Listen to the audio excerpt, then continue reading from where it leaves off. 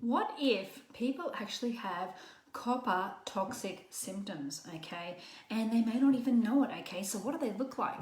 Okay, so for those of you who don't know me, my name is Belinda, and I'm very passionate about helping people pinpoint what is causing their anxiety, okay, their depression, their weight problems, their autoimmune problems, their sleeping issues, their fatigue, and so much more, okay?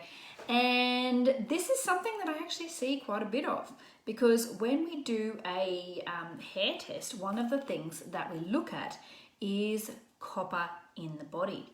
Okay, so copper symptoms, copper toxic symptoms can look like this. Okay, it can look like depression. Okay, it can look like anxiety. It can look like not being able to focus or have concentration.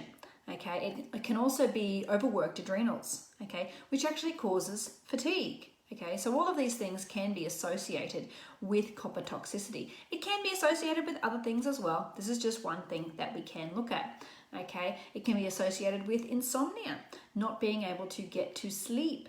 Okay, it can be associated with low blood pressure and even vomiting. Yeah.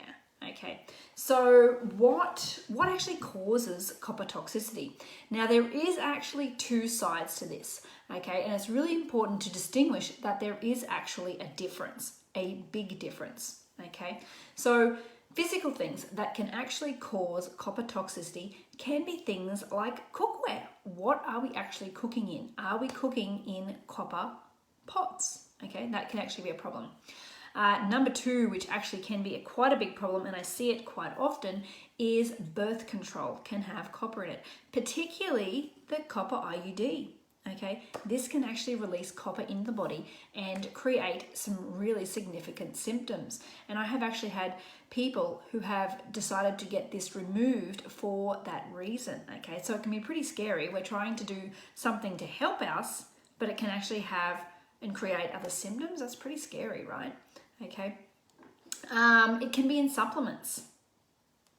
Yep, it can actually be in supplements, which can be a big problem.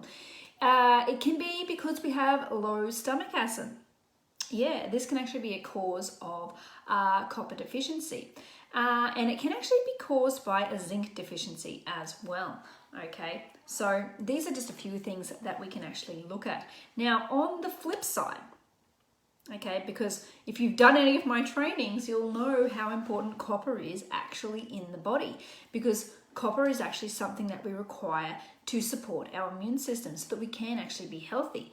Okay, so there are physical things that can create copper toxicity, because physical metal, copper, is very toxic in the body, and so is other heavy metals as well.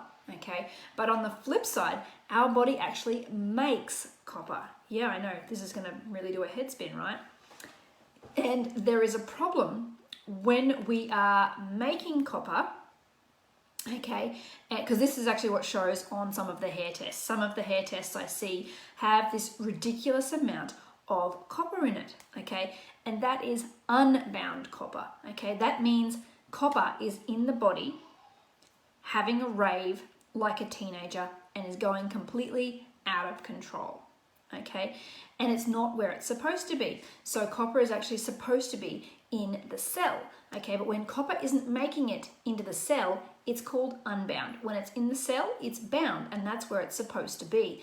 And what we want to do is get the body to start putting that copper back in the cell where it needs to be. So there's a few reasons why people can have unusually high amounts of copper in their body. It can be something physical, like cookware, birth control and supplements, or it can be that the body actually doesn't have all the tools it needs to put that copper inside the cell where it is supposed to be to help support the immune system.